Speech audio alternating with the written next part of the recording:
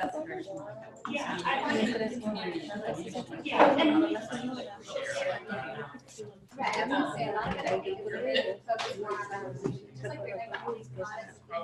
might not be directly supported by the industry, but the industry knows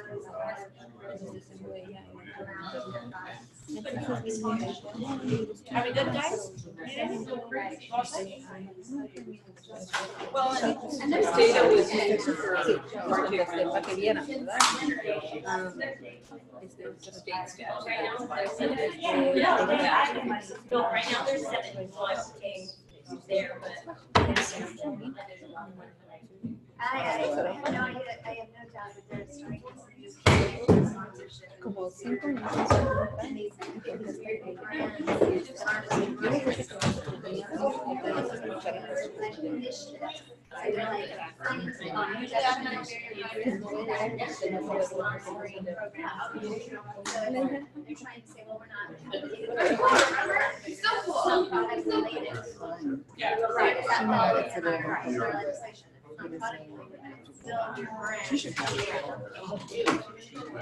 We're still tobacco.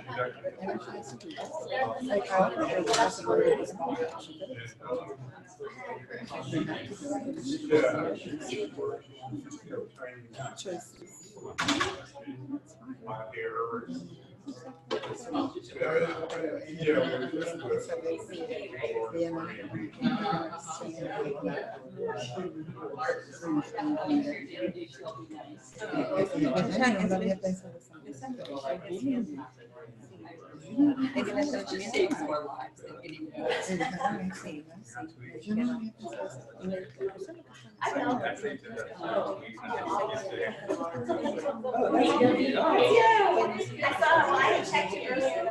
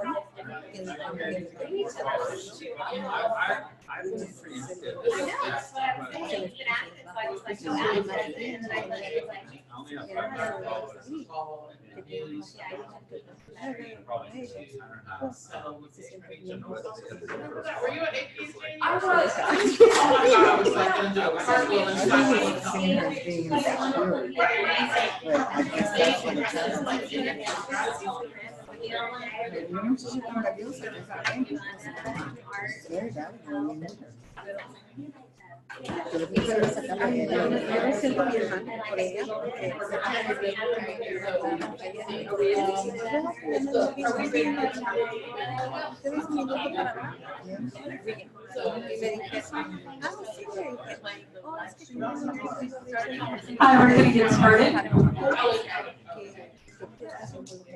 And I think this is being recorded. Yes, good. I'd like to introduce April Raisler. Really excited about her talk today. I've been thinking about the last time I heard her talk. This is a person who started off seeing a lot of problems as a nurse.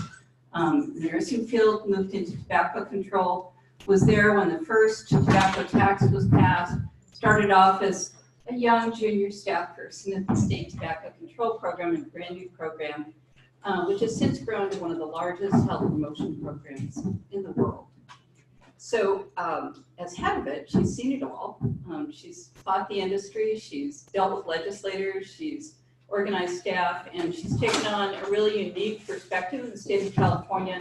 It focuses a lot on policy enactment at the local level, and these things, you know, move up and eventually become enough of a critical mass that it's a state level effort, and then it becomes a model for the nation.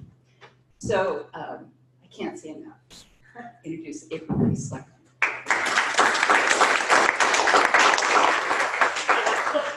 Thank you for inviting me to speak today. It's an honor to be here.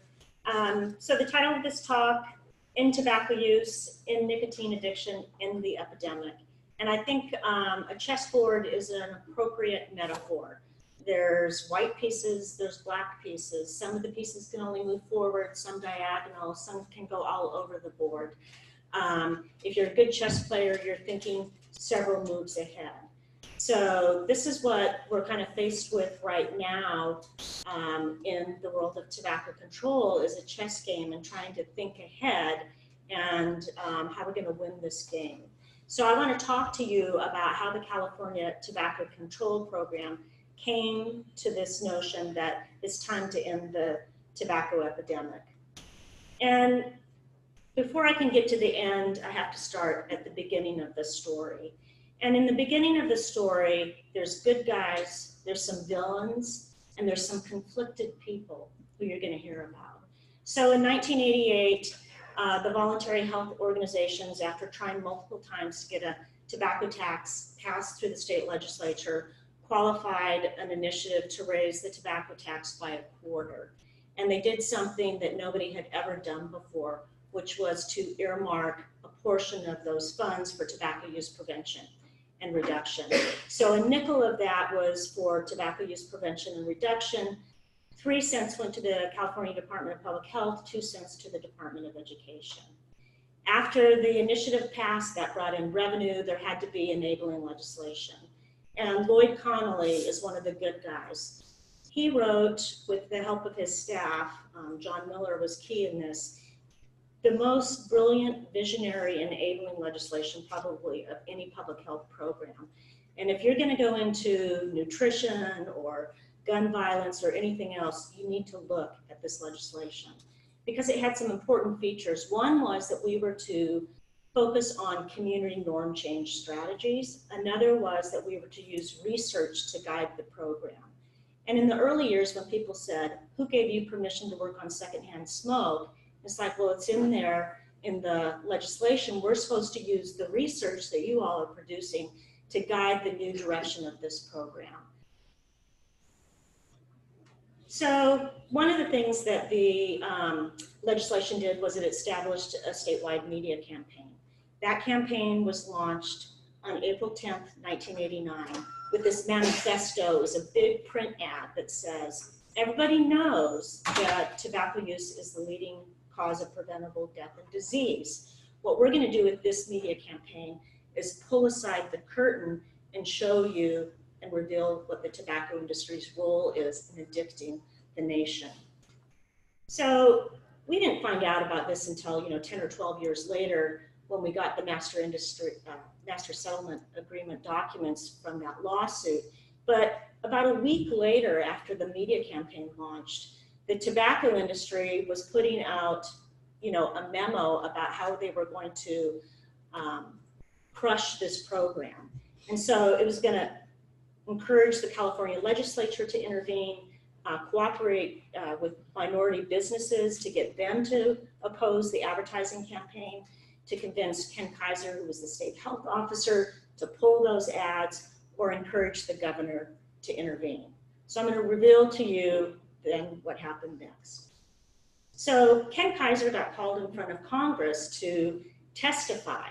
And what Ken Kaiser said, there's no valid defense in support of smoking, and frankly, we feel no compulsion to bend over backwards to spare the feelings of those persons who encourage and promote a known lethal activity and dangerous drug addiction. That set the tone for the California Tobacco Control Program.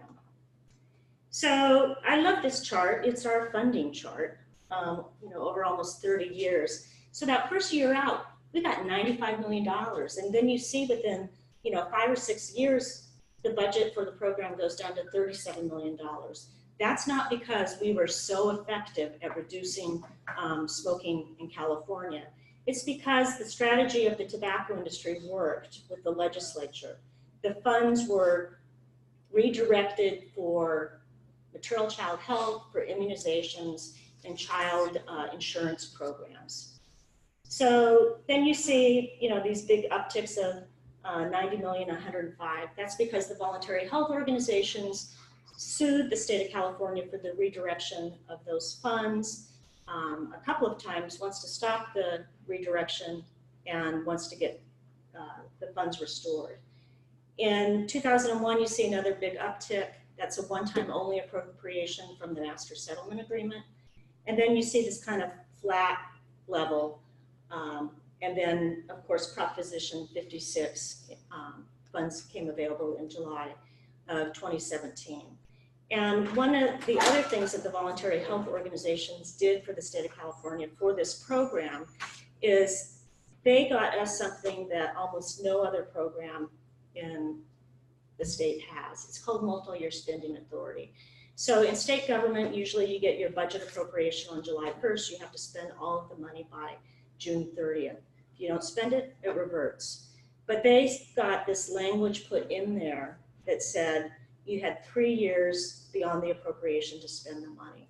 So this is why the California Tobacco Control Program has been able to have a successful, sustained program, is that when we got those flat years, you know, we're funding, we have a bolus of money, $5 million, and we're funding multi-year agreements. So that cohort of 20 or 30 community grants is staying with us for at least another 3 years. And then you have another bolus and you spread it out. Media, you know, it takes a long time to produce media. You have to produce the ad, then you have to place the ad, and that crosses fiscal years. So again, having this multi-year spending authority was just really key in having a sustained, you know, army of people out there and having the media campaign on the air. So these are some of the hijinks that the tobacco industry, you know, did. 1992, bad state budget year. So the Department of Health Services decides how they're going to solve the budget problem is just to take the entire $16 million of the media campaign. So was this fixing the state budget, or was this muffling a very effective media intervention? I mentioned these lawsuits. California was very fortunate. The voluntary health organizations took out paid ads, and then they sued the state over the diversions of the money, and they got the money restored. And it wasn't only at the state level that the tobacco industry was really active, it was at the local level also. So in the 90s, people are working on smoke-free workplace laws. And Paradise, which is now infamous because it burned down in September, was one of the first battlegrounds for the tobacco industry. So the tobacco industry actually went to Paradise to testify against their clean indoor air smoke-free workplace law. And the county health officer, you know, was trying to speak out in support of these clean indoor air laws. And the Board of Supervisors muzzled him and said that he could not speak and testify in support of clean indoor air laws. Now, for me, like, well, health officers can talk about rabies control, vaccines, but you're not going to let them talk about clean indoor air. But that's the kind of stuff that was going on. Lo and behold, the tobacco industry documents, Paradise is mentioned. And they lost in Paradise. The city council voted for their clean indoor air law. So the tobacco industry says, huh, Paradise, small community, nobody's going to really notice it, but there's these 6 other communities coming up in June, and we really need to get our act together for those. So one of those communities was the city of Sacramento, and they shot themselves in the foot because they sent out this direct mailer that listed all of these emergency numbers that people thought were real numbers.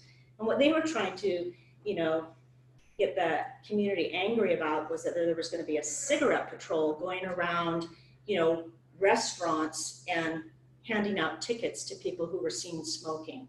But this backfired on them. And then in 1993, Governor Wilson made a very unusual choice for the director of the state health department, and it was Kim Belshea, who had been the spokesperson for the tobacco industry against Prop 99. So there was a lot of questions whether that was an appropriate appointment. And this is where I say there's conflicted individuals in this story who I'm never really sure whether they had a change of heart or if, you know, just public pressure made them make the right choices later on. But this was a very unusual choice for the state health department, and the newspapers pointed this out. In 1994, many of you will remember, we had this ad that's congressional testimony where all of these executives from the tobacco companies are saying tobacco's not addictive, nicotine's not addictive. And so we were sued or threatened with a lawsuit by R.J. Reynolds. And so the department originally stood by that ad. That's our ad, it's a legitimate ad to make. But a month later, we were quietly told rotate that ad off and it's never to air again. 1994 was a big year. A lot of smoke-free workplace legislation going on at the local level, but there's also a big fight in the state capitol. So actually a bill is passed and it's signed into law by Pete Wilson, one of those other conflicted people. Philip Morris immediately qualifies a referendum to try to repeal the statewide smoke-free workplace law. And we find again in the industry documents that this was a whole strategy of theirs. You know, they wanted to have an accommodation approach, and they desperately wanted to safeguard bars and taverns. And this is always interesting to me too. They wanted to protect the point of sale advertising in the convenience stores. So as we all know, the smoke-free workplace law went into effect in January of 1995, but you could still smoke in bars. So there was a big fight over the bars, but California's smoke-free workplace law had been positioned as a worker protection law. So how could you say that those workers who worked in a bar would not be protected the way other workers would be protected? So even though Governor Wilson was on record of saying he felt that the smokers deserved a sanctuary, he signs the smoke-free bar bill. And there had been all of this hullabaloo like that this was just going to be disastrous for restaurants and bars over the revenue, and the proof was actually the revenue increase. Again, research helped us.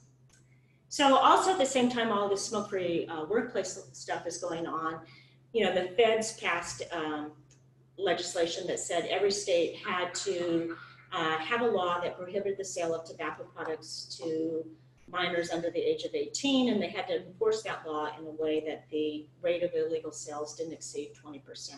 So that law was passed in California in 1994 also. It was called the Stop Tobacco Access to Kids Enforcement Act. One interesting feature of that law in California was that we required this sign to be placed at each point of sale. And instead of saying it's illegal for underage people to purchase, this sign said it's illegal to sell. And if you see somebody selling, here's an 800 number. So this is, the naivete of the Department of Public Health. You go out and you do inspections and you find that the retailers are carefully cutting off the 1-800 number because it's on the bottom of the sign. So we had to redesign the signs and put the number in the middle of the sign. But the other thing that we found out was that the Coalition for Responsible Tobacco Retailing was going out to all the stores saying, you don't have to post that sign, you could post our WeCard sign. So the Attorney General's office got involved and threatened them with a lawsuit, and they capitulated and stopped doing that. So 1998, this is the Master Settlement Agreement, the lawsuit between 46 state attorney generals against the tobacco companies.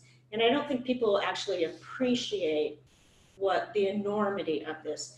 These are state records that are boxed to be copied and given to the tobacco industry.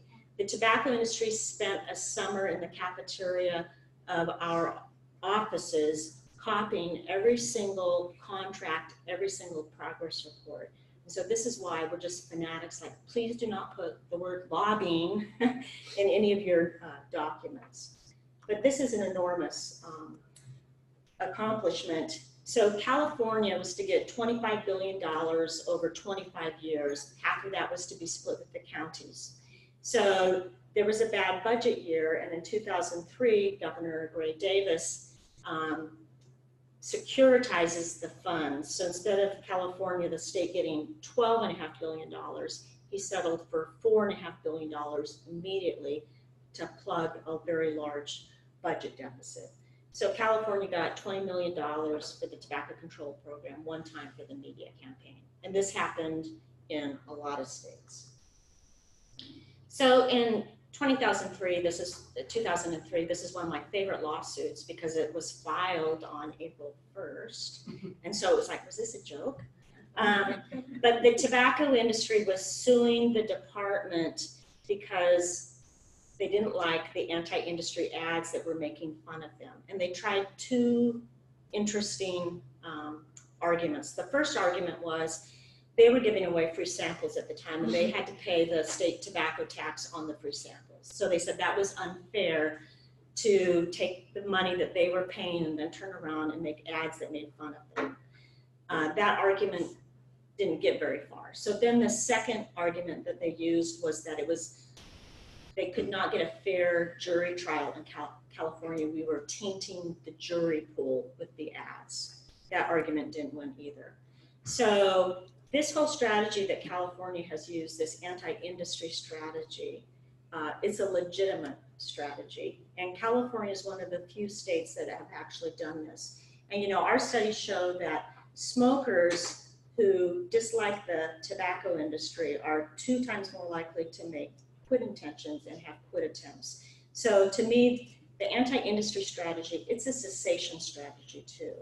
And we've evolved our thinking in the program is really, you know, the industry is a determinant of health in our communities. Just like having a living wage or having access to health care, what the industry does is a determinant of health, and we can legitimately expose their business practices and try to get them to change their business practices.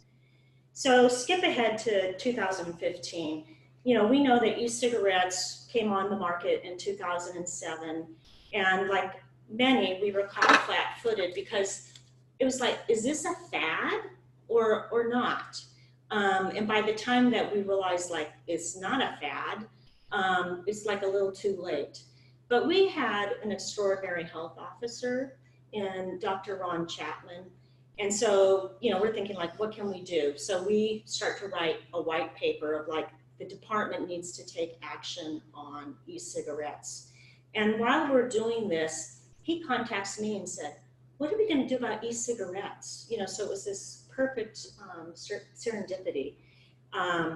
And the thing is, in 2015, it was controversial for the California Tobacco Control Program to address e-cigarettes because they were not considered a tobacco product. They didn't have tobacco leaf in them. So could you legitimately work on e-cigarettes, that problem?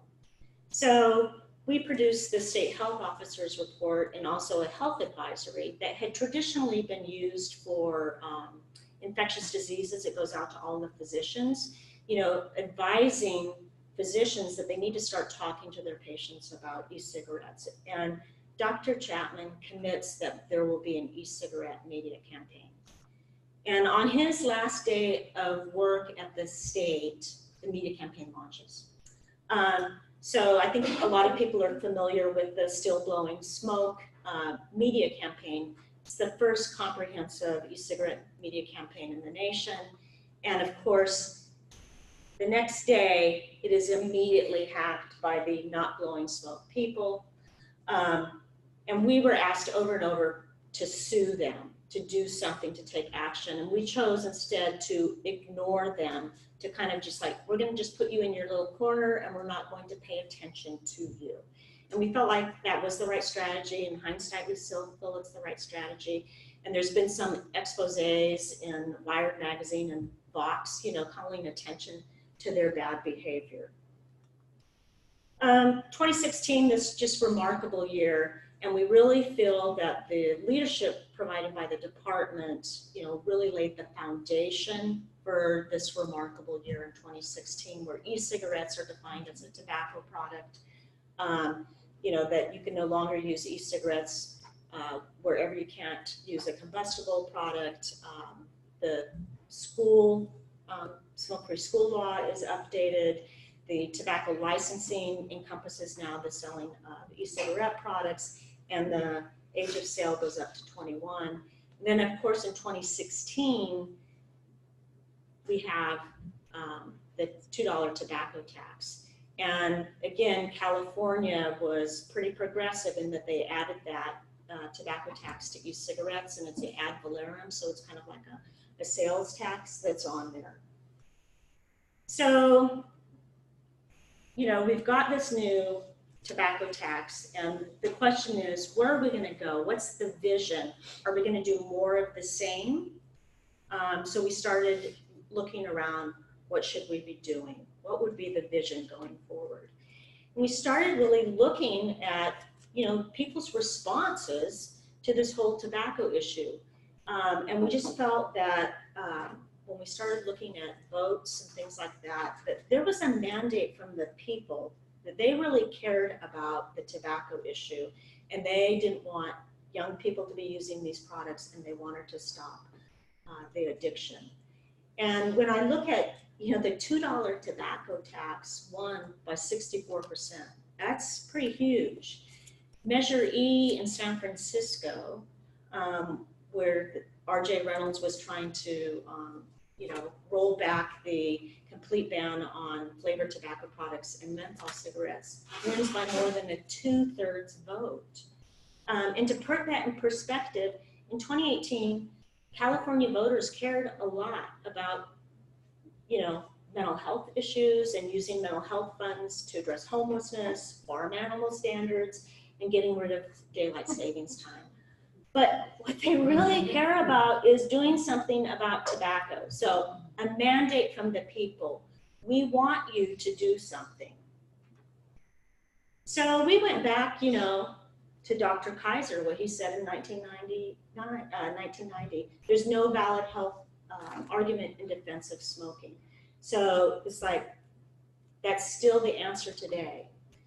And then we started looking around, like, what are other countries doing? And Public Health Ontario in Canada, they're saying, well, there's just no justification for continuing with these incremental declines, and we should no longer tolerate complacence. We have to tackle this issue.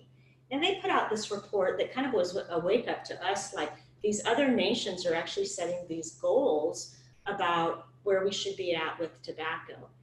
And I tell you, when we saw that Finland said that they wanted to be at 2% for all tobacco use by 2030, that was like, well, we can beat Finland. We have the resources, we have, 30 years of history. So that kind of became our rallying call. And then, there was this paper by Mike Fiore in 2016, which I just love, I thought it was very clever. He looked at the rate of decline in smoking under the Clinton, the George W. Bush, and the Obama years. And the decline under the Obama years is much steeper and much more rapid. And he, calculates out, if you just continue with the decline under the Obama years, you get to 0% for adult smoking by 2035. And what happened during the Obama years? Well, you had like a 50-60 cent tax increase. You had the Affordable Care Act, which set kind of minimum standards for cessation. You had getting rid of the sale of flavored tobacco products, the Tobacco Control Act. You had a lot of good work going on. And he laid out, like, if you do all of these things, you can get there. And we go, check, check, check. We're at almost all of these things. There's a few things that we can't do because those are, federal. But we can end the tobacco epidemic in California. If any place is positioned to do that, it's California. So we also looked at what the feds were doing. And, the FDA, their approach is, we're going to lower nicotine. That's how we're going to get to the end game. And our approach was like, you know what? We just really need to do this and say that it's our job to lose our job, and that we need to do everything possible to end tobacco use in California. And we are the California Tobacco Control Program, but we think it's time for a paradigm shift from tobacco control to ending tobacco use. And then I know there's people in this room going, yeah, but what about the e-cigarettes? And I have to say, I was kind of surprised when I heard the FDA on a CDC phone call. They were introducing their youth e-cigarette campaign to us, and they told us about, the care that they took in testing the messages and also in the placement of the messages. And they wanted to be really careful with all of that, because while they don't want youth to use e-cigarettes, they want adults to remain open to e-cigarettes. So that's not where we're coming from in the California Tobacco Control Program. So we just think that e-cigarettes are the kids' menu. And this has been said about combustible products, but I hope to convince you that it's also a legitimate statement when it comes to e-cigarettes, that there's little consumer choice involved in cigarette smoking. Cigarettes have been painstakingly engineered to be as addictive as possible. I think the same thing can be said about e-cigarettes. So during the Measure E campaign, this is a quote from a vape shop owner in San Francisco who he makes his livelihood off of selling e-cigarettes. And he says, I can see the need for e-cigarette regulation because of the abuse and the marketing ploys. That Juuls especially are abusive, that they have significantly higher amounts of nicotine, and you know that Juul is the most abusive company in the business. And then we all know that Juul has been really smart about using social influencers and social media to sell their message. But on the other hand, they're taking out full-page ads in the Sacramento Bee, where legislators live and read the newspaper saying, oh, here's what you parents need to know about Juul. So I get it that, you know, harm reduction is a strategy that is really attractive to a lot of people. In our office, we perceive really the harm reduction strategy as a nicotine maintenance strategy. People want to continue to use nicotine without the harmful consequences. That's pretty clear. People don't want to be stigmatized. It's a business-friendly kind of approach, win-win, politically friendly. And you have prominent public health leaders like Derek Yak and former Surgeon General Richard Carmona saying that this is an appropriate strategy. The California Tobacco Control Program, we've said we believe in the truly free strategy. And that we want to prevent nicotine addiction and help people quit for good. This is a powerfully addictive drug. Most addiction occurs in the teen years, early adolescence. We know that nicotine is harmful to the brain. In California, nicotine is categorized as a neurotoxin. It's on the Prop 65 list because of birth defects and reproductive harm. And this is the problem with e-cigarettes. You know, if you washed your hair today or you brushed your teeth, those consumer products have more regulation and control over the manufacturing and the ingredients in them than this consumer product. If you look at a bottle of shampoo, it tells you what ingredients are in that bottle of shampoo. You don't get that from e-cigarettes. This is a consumer product that the consumer has no idea what they are consuming. It's a product that is largely manufactured in China and overseas.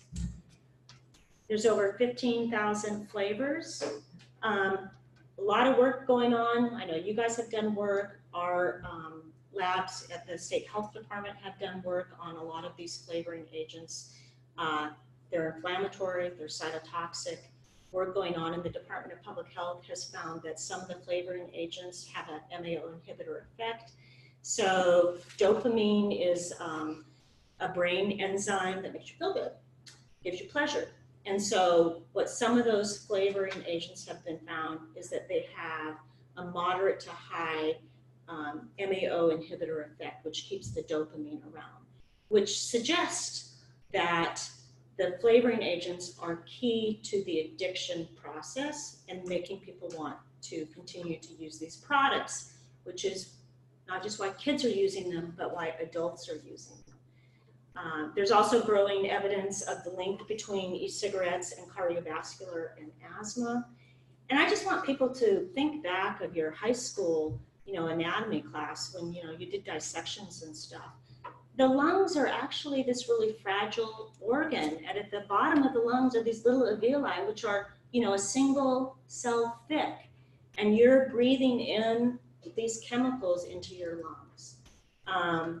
So there is a legal pathway for e-cigarettes to be called a cessation device, but those companies haven't done that yet.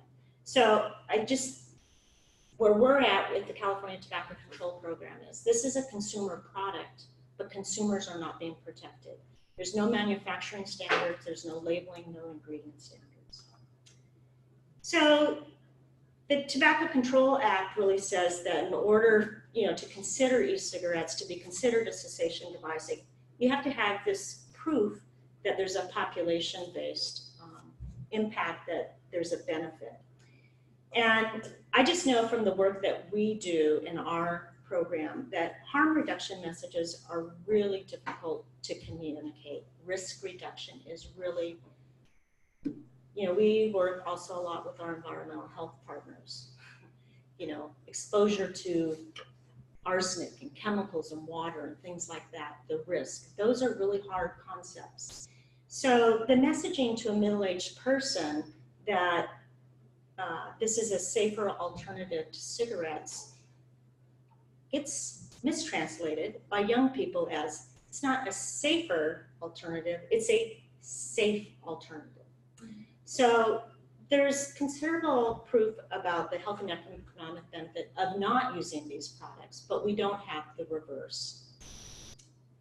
So then, I look at the e-cigarette literature just like you guys, and there's some randomized controlled trials, real small, and then there's some epidemiological studies that have been done. And it just bugs the heck out of me when people count switching as quitting in their quit rates. And some of these studies that I look at, they use 3 months cessation from the product as a success. When we went out and said telephone cessation counseling works, it was 12 months. And I can tell you, people did not believe that a telephone cessation program, there's no way it could be as good as talking to someone face to face. We used a 12-month cessation rate. And some of these studies, they're cross-sectional. And then I look at some of the studies and they're really not considering all of the other things that are going on in the environment with tobacco taxes, access to cessation, the TIPS campaign, things like that. So where we're at with the California Tobacco Control Program is we don't need to apologize. Harm reduction may be appropriate for other public health issues, but in this issue, it's a financial windfall for the tobacco industry who wants to keep hooking kids. Tobacco addiction is expensive, and those people who are addicted, most of them are low-income people. So again, I said, if we're going to end the tobacco epidemic, the place to do it is in California. So this is high school smoking rates 2018 in California. Cigarette smoking is 2% compared to 8% nationally. But when you look at all tobacco products, e-cigarette use went up from 2016 to 2018. So e-cigarettes are the problem. And the 2018 data reflects, all the good stuff that happened after the tobacco tax increase. So we just think now is the time, the last campaign to end tobacco use. So let's commit to this. Let's not have this kind of waffle communication. It's okay for adults, it's not okay for kids. That's a really hard public health message. So people ask me all the time, how are we going to get this done? We're not going to wave a magic wand from the state and make this happen. I've said this before, the way we look at the world is that it's at the local level where you have innovation, and that's the primordial C where you have a lot of creativity going on.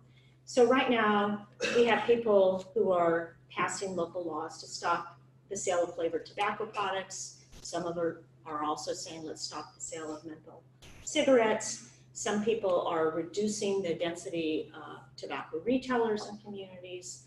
I've heard this notion of, we talked a lot about minimum price laws, but what if you passed a minimum price law and every year the price went up so that eventually it becomes really expensive that nobody's going to want to purchase the price. We've heard this notion from the FDA of let's only permit flavored tobacco product sales in tobacco-only stores or move all tobacco sales to tobacco-only stores.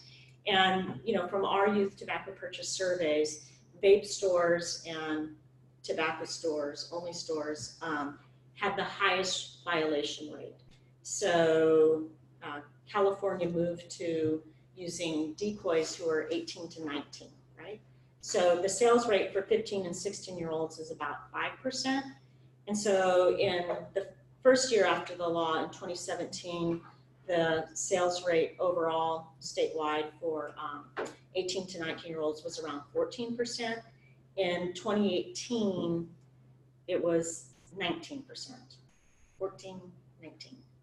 So kind of scary because the feds have this cap of you cannot exceed a rate of illegal sales of 20%, or we take 40% of your substance abuse block grant.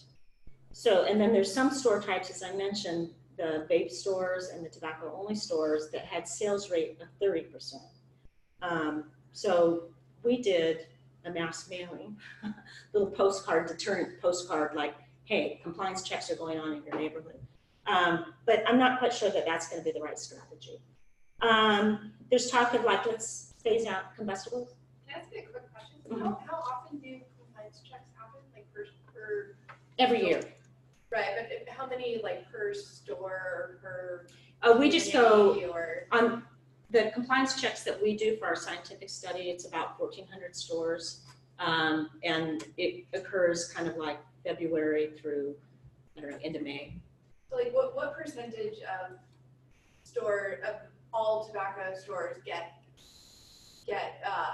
like what percentage of the stores do you go to do compliance checks? Well, there's about 32,000 retailers. We're going to about 1,400. Okay. There's some people who are introducing ordinances right now to stop the sale of all e-cigarettes. And then, you know, there's this tobacco-free generation policy idea, is that you set some date of like 2025 that nobody born after 2025 would ever be able to buy tobacco products. So I don't know what the end game strategy is. It's not going to be one single thing. It's probably going to be a menu of those things, or some other things. And this was the data I was mentioning about the rate of illegal sales, which makes me think like tobacco only stores.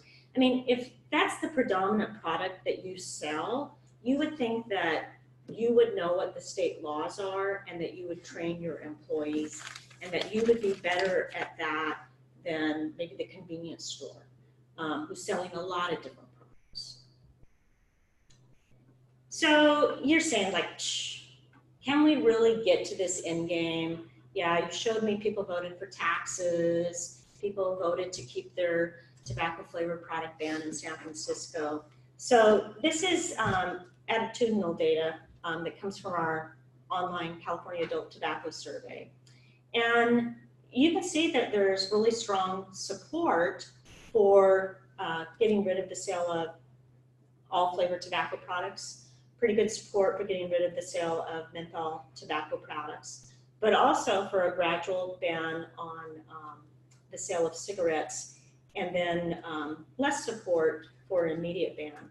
But the very strong and strong support in each of these is more than the I disagree side. So the tipping point is like, yes, we want to see more effort put on controlling the sale of tobacco products in California. So the opposition is really going to be Philip Morris, RJR Reynolds, the Juul companies. And if you reflect back on the first half of this talk where I talked about the tobacco industry's behavior in the legislature, diversions of money, you know, all of those kinds of things, I expect this is going to happen again. So some people would say that this is mission impossible. We think it's possible. And I'll just give you a couple examples. Today, as we speak, in Beverly Hills, they are considering an ordinance to ban the sale of tobacco products. And this was the most interesting discussion that happened in August that Beverly Hills actually had on their agenda to discuss a ban on the sale of flavored tobacco products and menthol cigarettes. And this vice mayor of Beverly Hills, he keeps saying, no, I want to ban all tobacco products. And the poor city attorney for Beverly Hills is going, it wasn't on the agenda that way. It wasn't on the agenda that way. And you can see him getting kind of nervous. But the mayor said, well, I'm going to vote for the flavor, product ban, the menthol cigarette ban, but I want this brought back. And they brought it back. So I just think, this quote, we wouldn't let stores sell edible rat poison for human beings or allow glue snipping salons. We don't allow the sale of marijuana in our city, which is probably actually less damaging than tobacco. If we truly want to lead, we need to have the courage of our convictions. And there was no tobacco control program people who went to Beverly Hills and said, would you please introduce this? This came from this mayor whose background is in the entertainment industry. And then, San Francisco a few weeks ago introduced a bill that not only do we not want you selling combustible products on city property, but we don't want you selling e-cigarettes on city property. So that's the home of Juul. But they took it a step further, and we don't want e-cigarettes sold in San Francisco, and you can't deliver them, so you can't have online deliveries. So again, no tobacco control person that I know went to the Board of Supervisors in San Francisco and said, we need this. This stuff is just bubbling up in the community. So again, California is going to be the place to end the tobacco epidemic. And, the smoking rate for adults in California is 10.5%.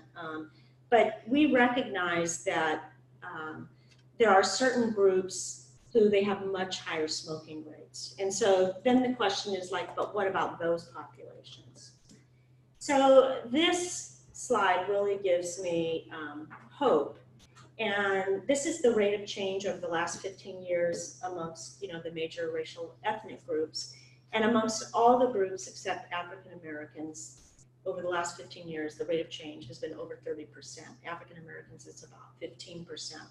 And it makes you wonder if the menthol cigarette issue is the thing that's been holding that group behind. We're making a huge investment in addressing these populations as well as rural populations and the behavioral health community.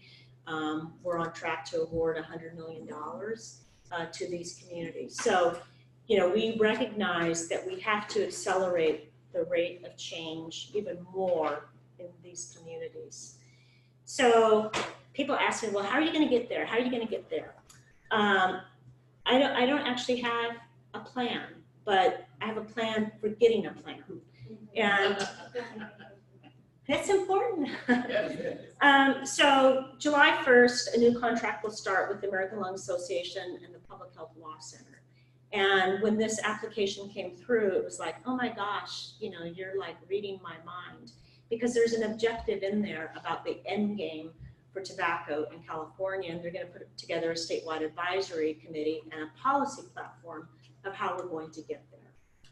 We're going to be depending on people like you to help us figure that out. Ruth Malone at UC San Francisco has been talking about endgame stuff a lot to me. So we've agreed to fund her starting in August to provide training and technical assistance to communities where there's the community readiness. So there's a lot of questions about how you actually roll out these endgame policies. Banning the sale of tobacco products. Are you going to do that? Are you going to go tobacco only stores? Most cities, when you pass an ordinance, it goes into effect 30 days later. Well, is that really reasonable to expect that for some of these policies that we're talking about? So Ruth and her team are going to be talking to communities about the right approach to make that happen. So that gets us to these health equity considerations, and that we need to have a discussion about, what the right time frame is for the implementation of these kinds of really progressive policies. it's like also what should we be doing at the state to invest in economic development to help these businesses change their business model.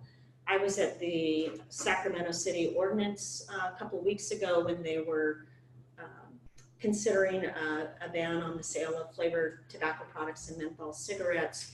And I have to say, when the guy from 7-Eleven got up and said, like, this is going to put us out of business and we're the only food store in these communities, I didn't really think of them as the food stores in those communities. But it's like, okay, well, let's have you sell more great food in those communities. But we need to figure out what the policy considerations and the economic development kind of support to get us there. So we've set this goal of ending tobacco use in California by 2035.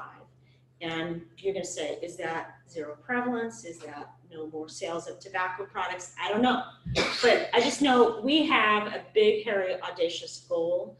And that's where we're going with our new vision in the Prop 56 funds. So thank you. I don't know if there's questions.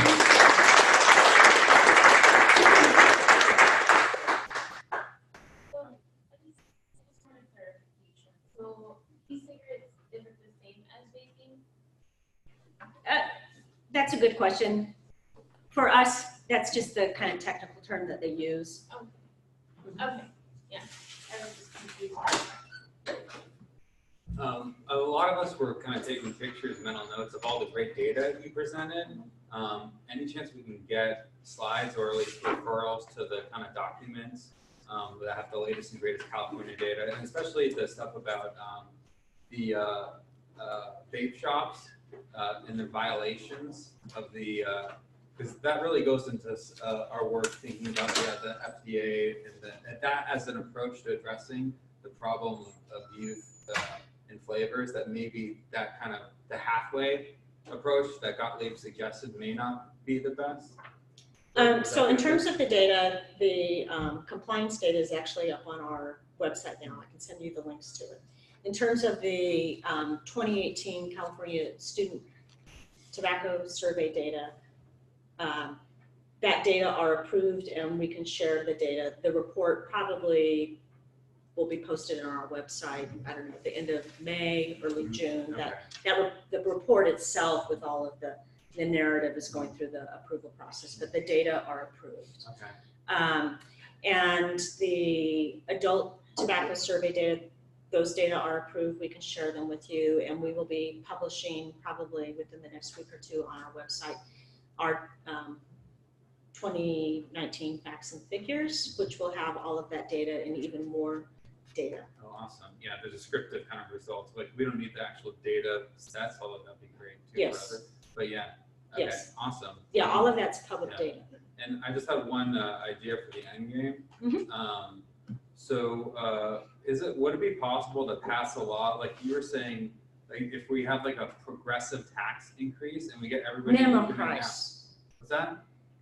A minimum price. So in California, localities are preempted from passing a local tax, but you could pass a minimum price law that says that a pack of cigarettes, for instance, couldn't be sold at less than $13 a pack. Yeah. And then $15 a pack. Yeah. And then $18. I think like, could you get it like a proposition or whatever the way you would do it, so that it would be 2020, it has to be $13 a pack. 2021, it's got to be 18, and it'll go up by the 2035. Oh, that's it's going to be $50 a Oh, I pack, love it. and we commit now, Mhm. and yeah, right, Yeah, that, yeah, and that's probably possible. yeah, because it'd be interesting because I'd love to kind of listen into the discussions when you have these kind of great groups that you're funding UCSF, and the Public Health Law Center, and you're already anticipating the about kind of stemming the consequences, in terms of businesses, and then also just kind of the people and their civil unrest, like if they can't have any nicotine, and how to address that. It'd be interesting to kind of learn what you all kind of discuss And about I think, that. yeah, and I think, part of these policies is that you have to increase access to effective cessation. So when the policy went into effect in San Francisco, we amped up, our advertising of cessation services in the California Smokers Helpline. So you do need to dovetail assistance with those kind of policies. Heather? I want to just emphasize one of the themes you talk about, which is just kind of the repetition of this story from what we've already experienced. And just thinking, for example, how Juul was the most effective to kind of deliver nicotine, which reflects a lot like the rise of Marlboro being the ammoniated cigarette that got everyone addicted and launched into the market. How the Juul ads reflect exactly on the Frank statement. How like kind of the legislative tactics, the sponsorship that we finally got rid of, and now we've been talking about like this mission winnow approach that they're doing in Australia, or there's just like so many examples of we've already fought this battle, and now we're back kind of fighting it again in a slightly revised structure. So I feel like the one thing is just kind of looking at our own experience in terms of how to move forward. In this new era, I guess it's like emphasizing and respecting your history lesson, and then kind of encouraging the need to look at our own history to think about. Well, yeah, I think in terms of the history lesson, we've done a lot of great work at the federal level and at the state level around tobacco advertising, marketing, sponsorship, free sampling, and stuff like that.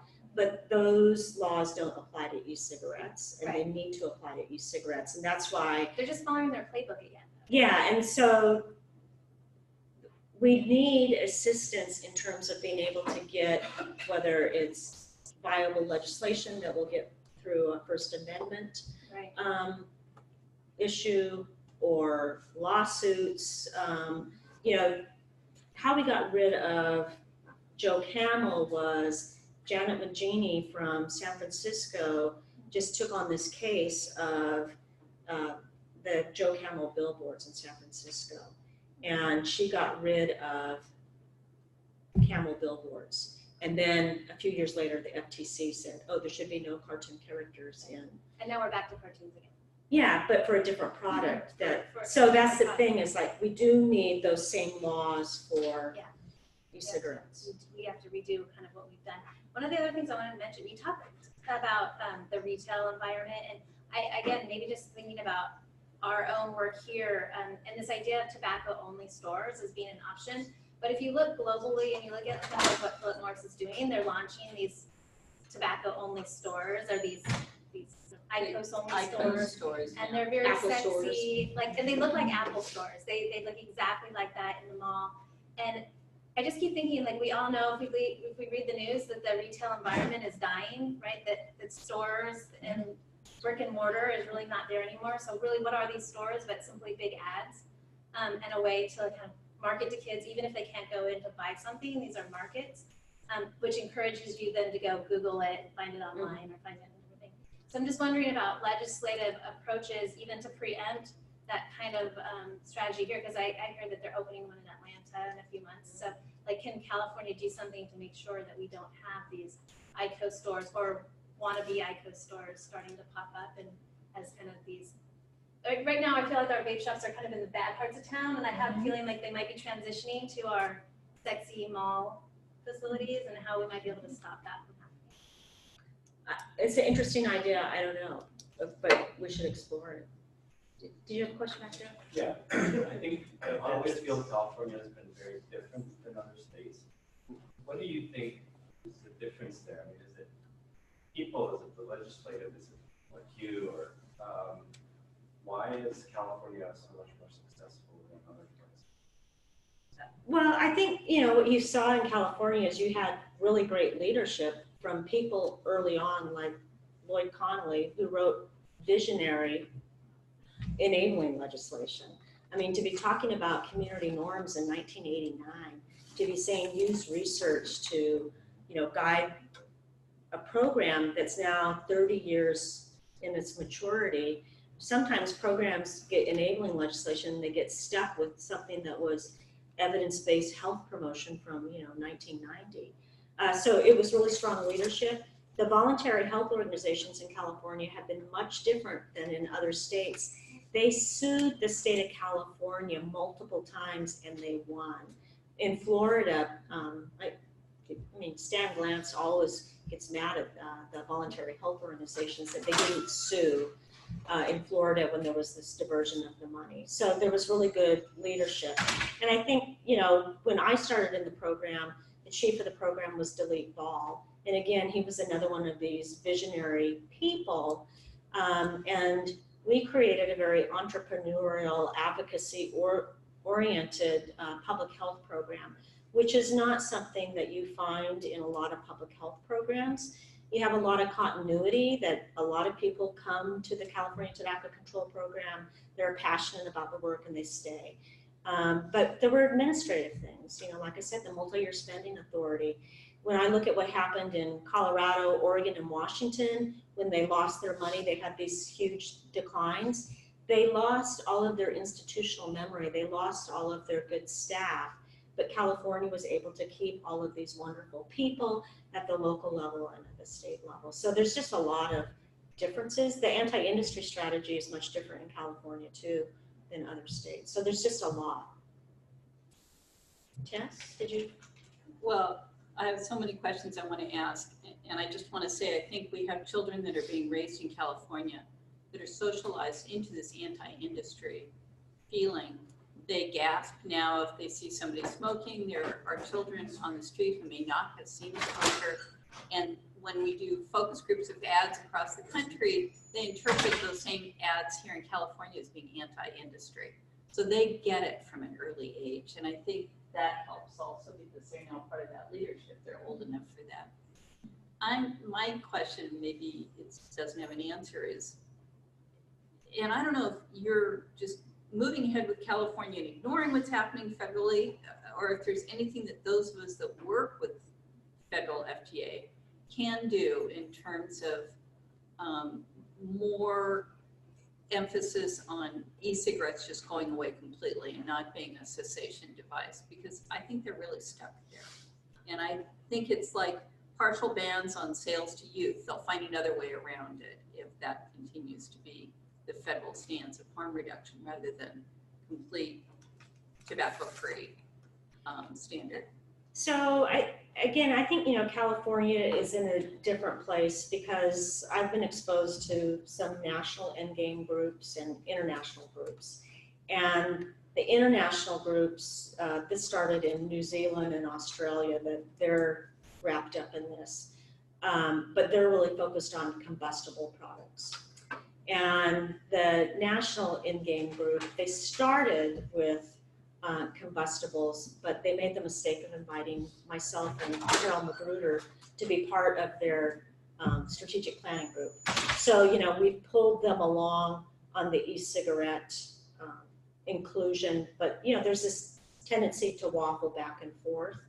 And I think when I look at the feds and the relationship that California has had with the FDA, Lourdes and Statis will remember this, you know, in the 1990s, we had this Operation Storefront where we exposed, you know, all of the tobacco ads in stores and that they were placed at the eye level of kids and next to candy products. And when we released that data, it was like the next day that the FDA released these regulations that they had been sitting on to regulate the sale and marketing of tobacco products to kids. Those ended up in the courts and most of it got thrown out. But, you know, the data that we produced in California kind of was like the tipping point that allowed them to release those regulations. California defined e-cigarettes as a tobacco product on May 9th, and I think, you know, the feds did it on May 10th. So it's kind of like California really is, it's the engine that's pulling things forward. You know, we're not the caboose, but so I just think, you know, when we push, it pulls everybody forward on these issues. So we just have to continue the good work that we're doing. Steve. Well, the devil's advocate question, possibly. You know, one of the arguments for e-cigarettes is, right, is the harm reduction device older, chronic cigarette smokers that, used to. So, do you view that as misleading? I think that e-cigarettes currently are a consumer product that there are no manufacturing standards for. There's no ingredients listed on them, and we shouldn't be pushing that as a prophecy for those users. If you get manufacturing standards, ingredient labeling, that you can prove that those are a safe product, and there is a pathway for that product to be demonstrated as a cessation device, then go for it. There's clearly a schism in the public health community, people really cautioning against it, people, in favor of it. What do you think? It's just basically people placing bets on whether it is a harm reduction device or not, or is it just that they don't know what to do with nicotine addiction? Some of the people who have the viewpoint of we should, move people to e-cigarettes. They're people that I've worked for and respect for many, many years. And I just, we're going to disagree on some things people can look at the same data sometimes and see different things. So I just, the UK has obviously gone there. California's not going there. And I think, it's a perfect natural experiment on some of these things, that it's possible that there's no right answer and there's no wrong answer. So, but I've laid out why we feel that e-cigarettes belong in the category of like ending addiction to nicotine. So you can agree or disagree, but that's the case that we're making. And I'm certainly aware that others don't agree. So we talked earlier how our dean's office is very interested in the whole social justice part. And so I'm thinking about this economic development model, and how do you envision the state working at that level, kind of like within that? Because we know that most of these stores are still in our most vulnerable neighborhoods, which will be the ones to suffer the most from, ending the game. So how do you envision that support from the economic development pieces? Well, I think, first of all, we need to look at our friends in nutrition who have actually funded some economic development programs, and San Francisco is a perfect example where, they hire consultants to go into stores, and this is how you change the lighting, this is how you change your displays. Like, let's look at what products would sell in your community. So it's business economic 101 development. That's not my field, but those are the kinds of things I think that we have to look at investing in to make this happen. We have to wrap up. We've really worked too hard the last couple of days.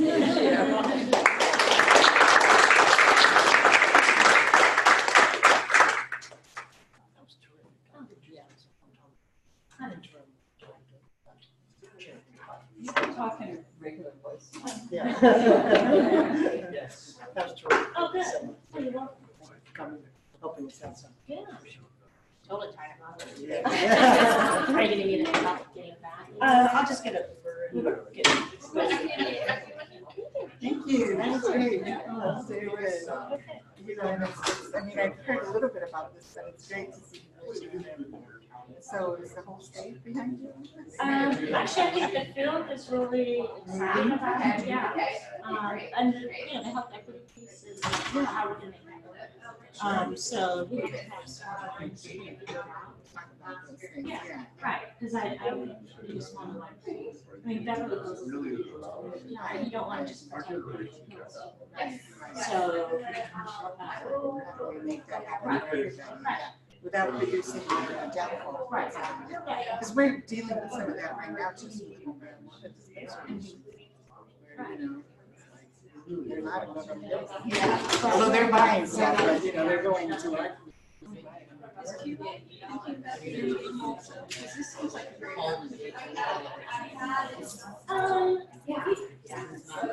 I think there's been some discussion.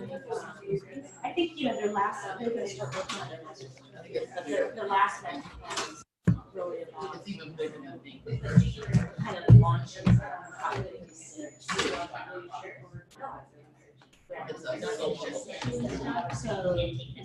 that the big list has been done on the competency assessment and these programs, right, people can start right now. Well, and then the acknowledgement. I think that's really